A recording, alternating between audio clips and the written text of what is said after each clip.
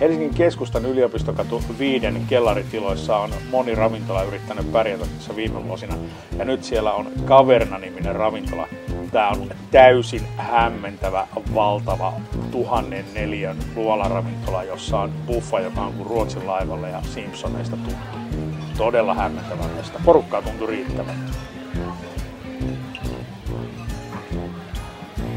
Cajon posso aromit kastikkeessa pekonin käärytyt, ranskalainen kalapata, mausteet, koipunnimet, lammaspyörikä, täyty, paprikat, kasviskiusaus, munajaiset juurekset, friteerattua kanaa, vokattua selleriä, katkara, vuokalaa, mustavat turikastikkeessa, kanaa, punaisessa karissa, kanaa, osterikastikkeessa, vokattua härkää ja vihanneksia, pahdettua possua, mapotofua, paistettua riisinuulia, kanaa, paistettua riisiä, vihanneksia, friteerattuja kasviksia, katkarapulastuja, keittoja, kiinalainen sienikanakeitto, kermainen bataltikeitto, pizzat, kinkku, ananas, salami, mozzarella, herkkusieni, oliivisuussi, lajitelma, salaattipöydässä, kana-Caesar, salaattia, meksikoinen pappusalaatti, omena piirakkaa, hedelmälautainen valmakiisseli ja jälkiruoksi suhkaa, suihkulähde ja saa sieltä kaapiaan vielä jäätelöäkin.